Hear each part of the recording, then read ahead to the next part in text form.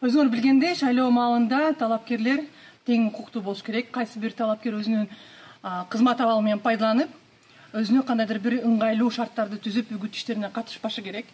Жогорку кеңештин депутаты катары, жогорку кеңештин төрагасы катары Жумабеков Дастан азыркы учурда региондорду кыдырып эл менен жолугуп, ошол өзү менен чогуу жогорку кеңештин пресс службасын алып жүргөнү, расмий ошондой шайлоочулар менен элдер менен жолугушуусун массалык маалымат каражаттарына таркатканы, бул ошол шайлоо мыйзамында 21 деген статья бар, административдик ресурс деп коет. Ошону бузгандыгы анык көрүнүп турат. Анткени 19 августта бул киши талапкер болуп Кыргызстан саясий партиясынан чыккан, ошол күндөн тарта өзүнүн макамын, өзүнүн ошол спикерлик кызматын пайдаланып, өзүнө ошондой ыңгайлуу шарттарды түзгөнү бул мыйзамсыз. Биринчиден. Экинчиден, эл менен жолугушуп аткан маалда ошол сүйүнчү катары өзүнүн чөнтөгүнөн 50 000 сомдо шайлоочуга бергени, бул добуш сатып алуу, же болбосо ошо шайлоо маалындагы кайрымдуулук ишин кылуу деп бааласак болот. Себеби дегенде шайлоо мыйзамдарына так жазылган. Шайлоо процесси башталгандан баштап талапкерлер, алардын туугандары, жакындары, саясий партия, анын өкүлдөрү жана башка саясий партияга же талапкерге таандык адамдар кайрымдуулук иштерин жасай албайт, элге, шайлоочуларга акча каражат тарката албайт. Бул мыйзамсыз.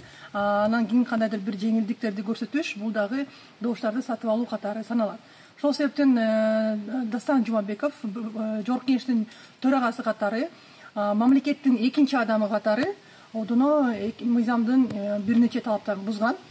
Андан кийин өзүңөр көрдүңөр, жогорку кеңештин расмий пресс службасы кечээ пресс релиз таркаткан, ошо өзүнүн чөнтөгүнөн берди деп. Бул ошол акчаны шайлоочуга бергени далили.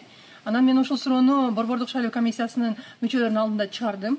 Маселени карашыбыз керек, талапкердин каттоосун жокко чыгарышыбыз керек. Себеби дегенде бул добуштарды сатып алуу, административдик ресурсту пайдалануу десем, тилекке каршы кайтадан бардык мүчөлөрдүн катышкан мүчөлөрдүн бардыгы менден сырткары каршы добуш беришти. Бул маселени даярдашыбыз керек, бул маселени дагы такташыбыз керек жана башка деген ар кандай себептердин аркасы менен. Ошол себептен эми бул маселе тилекке каршы мен көтөрүп мыйзам бузууну бар экенин айтканыма карабастан азырынча Борбордук шайлоо комиссиясына карала элек.